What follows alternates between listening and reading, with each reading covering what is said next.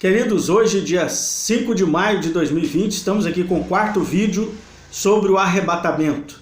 Sempre nós falamos no início do vídeo, né? Ame a Deus, ame a Cristo, ame ao seu próximo. Num tempo onde o amor está esfriando, as Escrituras dizem, o próprio Jesus fala em Mateus 24 que o amor esfriaria, que as pessoas deixariam de obedecer à voz do Pai, à voz do Filho.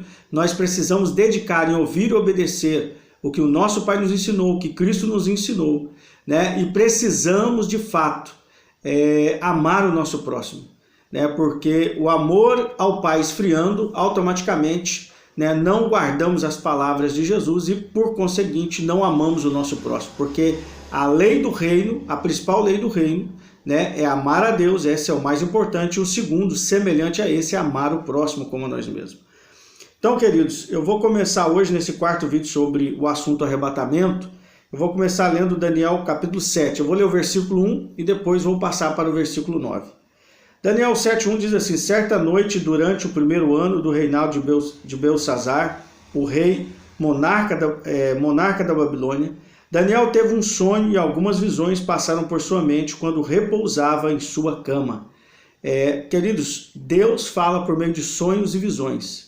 Falou a José, falou a Jacó, né? Falou a tantas pessoas nas Escrituras, né? A Salomão, né? Quando Salomão pede sabedoria a Deus, ele estava tendo um sonho, foi no sonho que ele pede sabedoria a Deus. E aqui nós vemos Daniel tendo sonhos e visões, né, que passaram por sua mente quando repousava em sua cama. Agora olha o que é importante, que eu e você devemos fazer. E assim que acordou do sonho, escreveu um resumo de que havia visto nos seguintes termos. Olha só, ele escreveu. Escreva os sonhos, as visões, as palavras que Deus tem falado com você, porque elas vão fazer sentido no tempo exato. E uma coisa muito interessante é que Daniel, ele escreve esse resumo do sonho que se torna as Escrituras. É um canon, é um livro inspirado, o livro de Daniel, é um livro canônico, né? Então vamos lá, agora a partir do 9. Enquanto eu, pasmo, admirava esses animais, porque ele teve um sonho com 4 animais, por isso que eu não vou ler ali detalhado os animais, porque aqui agora ele vai falar dos animais, ok? Enquanto eu, pasmo, admirava esses animais, eis que tronos foram trazidos, e um ancião pleno de dia se assentou. Suas roupas eram brancas como a neve, seus cabelos alvos como a pura lã. Seu trono estava todo envolvido por labaredas de fogo, e as rodas do trono eram como chama ardentes. Aqui está falando do próprio Pai. O ancião pleno de dias quer dizer um juiz majestoso, né? Seria até uma expressão mais correta, né? Um título, né, de Deus que ocorre nesse capítulo 7 de Daniel, né, que é um antropomorfismo, né? Antropomorfismo, desculpe. Deus julga o mundo, sendo comparado a um homem idoso, a figura de um juiz majestoso e respeitável. Então isso aqui é uma figura representando que Deus, o Pai, é um juiz majestoso e respeitável, é uma figura do Pai. E aí vai seguir Daniel. Diante dele brotava e fluía um rio de fogo, milhares de milhares o serviam, milhões e milhões prostravam-se diante dele.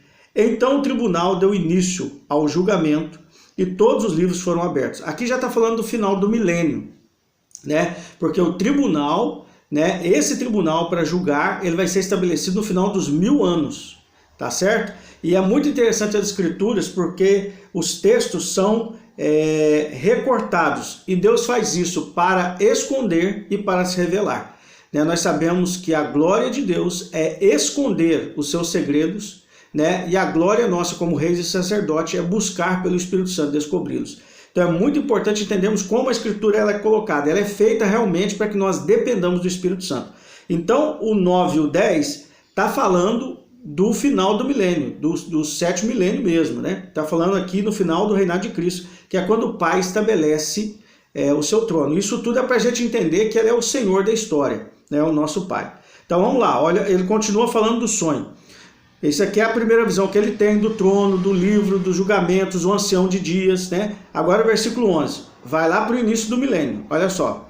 Mas eu segui observando, porquanto as palavras arrogantes que o chifre exclamava me chamaram a atenção. Fiquei olhando tudo aquilo até que o animal foi morto e o seu corpo foi destruído e lançado ao fogo ardente. Olha aqui o que nós precisamos entender. O versículo 11 já está falando de quando Cristo volta, do momento da sua vinda, né, que esse chifre aqui é o chifre pequeno. Chifre representa força, poder e governo nas escrituras, né? Nós sabemos que aqui está falando do quarto animal, que é a besta, as 10 nações, e as 10 nações têm 10 reis, né? E esse chifre pequeno aqui é o anticristo. Nós vamos ver isso com mais clareza abaixo.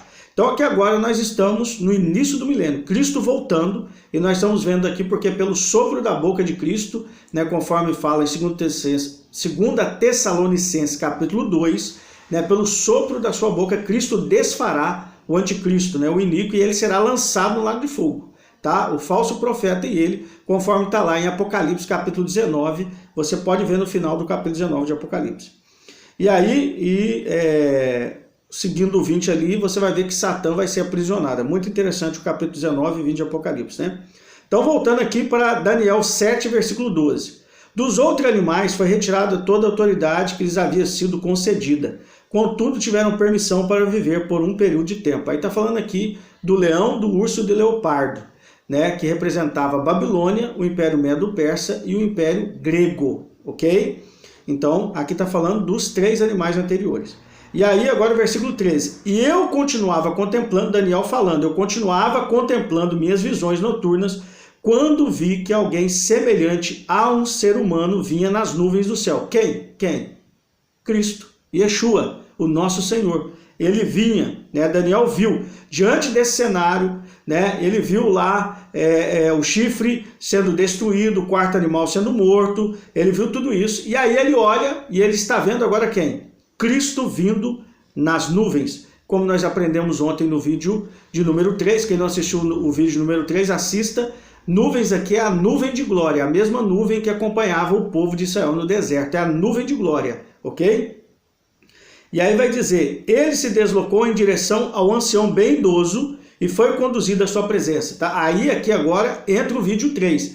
Lembra que nós estudamos 1 Tessalonicenses capítulo 5, versículo 16, e nós vimos ali com clareza, 1 Tessalonicenses capítulo 4, versículos 16 e 17, que nós estudamos ontem, né? Nós vamos ver ali no terceiro vídeo, que ficou muito bem abordado, que quando nós olhamos, né, e observamos a questão aqui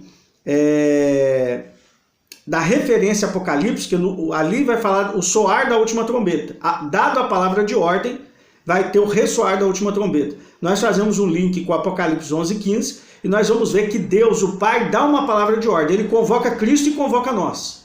Convoca Cristo e os santos de todas as eras. Então, queridos, o que nós precisamos entender? Que o arrebatamento é uma convocação.